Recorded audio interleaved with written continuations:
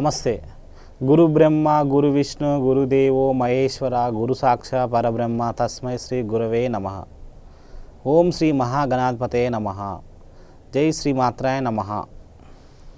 6/8/2019 ఈరోజు తిది షష్ఠి, నక్షత్రం చిత్త, తదుపరి స్వాతి. రాహుకాలం సాయంత్రం 3 గంటల నుండి 4:30 వరకు, యమగండం ఉదయం 9 గంటల నుండి 10:30 వరకు, వర్జ్యం పగలు 1:45 నుండి 3:33 వరకు, దుర్ముహూర్తం ఉదయం 8:20 నుండి 9:12 వరకు, తిరిగి రాత్రి 10:46 నుండి 11:36 వరకు. ఈరోజు మంగళవారం. మంగళగౌరి చేయడం వల్ల చాలా మంచి జరుగుతుంది. మంగళగౌరి వ్రతం శ్రవణ మాసంలో వచ్చే 4 మంగళవారాలు మంగళగౌరిని పూజించాలని పార్వతీదేవికి మరొక పేరు గౌరి, మంగళగౌరి. ఈ వ్రతాన్ని ఆచరించడం వల్ల మహిళలకు సౌభాగ్యకరమైన 5వతనం కలకాలం నిలుస్తుందని ప్రతీతి. ఈ వ్రతాన్ని గురించి స్వయంగా శ్రీకృష్ణుడు ద్రౌపదికి వివరించినట్లు పురాణాలు పేర్కొన్నాయి.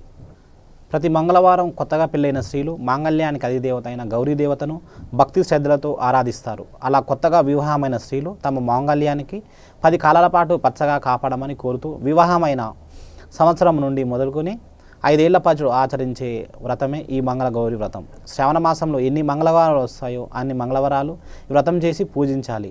వివాహమైన మొదట సంవత్సరం పుట్టినింటిలో, ఆ తర్వాత 4 సంవత్సరాలు అత్తవారింట్లోని ఈ వ్రతాన్ని ఆచరించాలి. ఈ వ్రతం చేయడం వలన భోగభాగ్యాలు కాక దీర్ఘసుమంగళి భాగ్యం కూడా సొంతమవుతుందని పురాణాలు పేర్కొంటున్నాయి. అందువలన పరమశివుడు కూడా మంగళగౌరిని ఆరాధించి త్రిపురాసుర సంహారం చేశాడని ప్రతీతి. మొదలుకొని ఫస్ట్ మేషరాశి. అశ్విని 4 పాదాలు, భరిణి 4 పాదాలు, కృత్తిక 1వ పాదం. ఈ రాశి వారికి సంప్రదింపులు కొలిక్కి వస్తాయి. సముచిత నిర్ణయాలు తీసుకుంటారు. ఖర్చులు అదుపులో ఉండవు. వస్త్రాలు ఆభరణాలు కొనుగోలు చేస్తారు. తదుపరి రాశి వృషభ రాశి.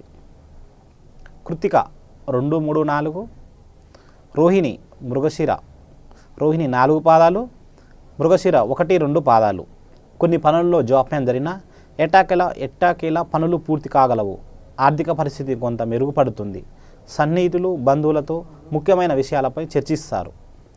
తదుపరి రాశి మిథున రాశి. మృగశిర 3, 4 పాదాలు, ఆరుద్ర 4 పాదాలు, పునర్వసు 1, 2, 3 పాదాలు.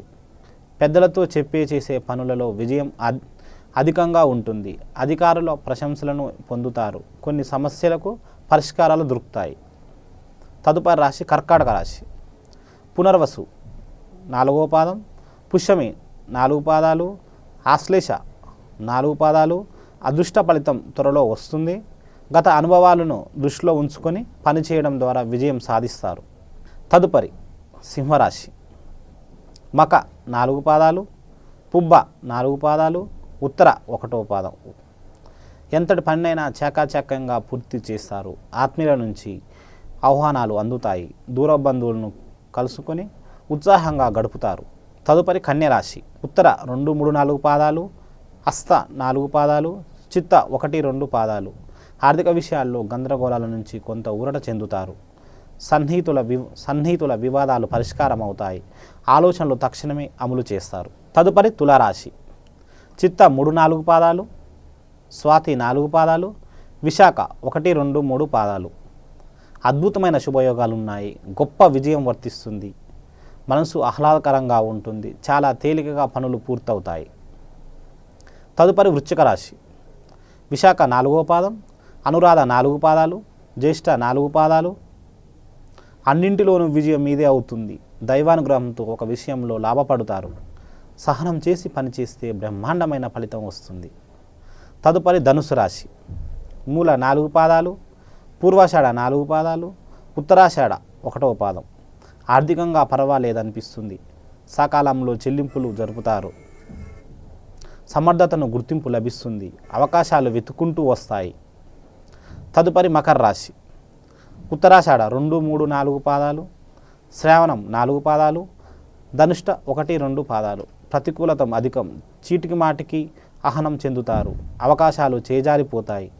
మొహమాటం పోతే ఖర్చులు అధికమవుతాయి. తదుపరి కుంభరాశి. ధనిష్ట 3, 4 పాదాలు, శతభిషం 4 పాదాలు, పూర్వభద్ర 1, 2, 3 పాదాలు కొన్ని పనులు శ్రమానంతరం పూర్తి కాగలవు. ఆలోచనలు కార్యరూపం చెల్లిస్తాయి. మిత్రులు బంధువులతో వివాదాలు పరిష్కారం అవుతాయి. ఆర్థిక పరిస్థితి ఆశాజనంగా ఉంటుంది. తదుపరి మీనరాశి. పూర్వభద్ర 4వ పాదం, ఉత్తరాభద్ర 4 పాదాలు, రేవతి 4 పాదాలు. పరిస్థితులు అనుకూలిస్తాయి. పనుల్లో పురోగతి సాధిస్తారు. ఆర్థిక లావాదేవీలు మరింత అనుకూలిస్తాయి. సభలు సమావేశాల్లో పాల్గొంటారు.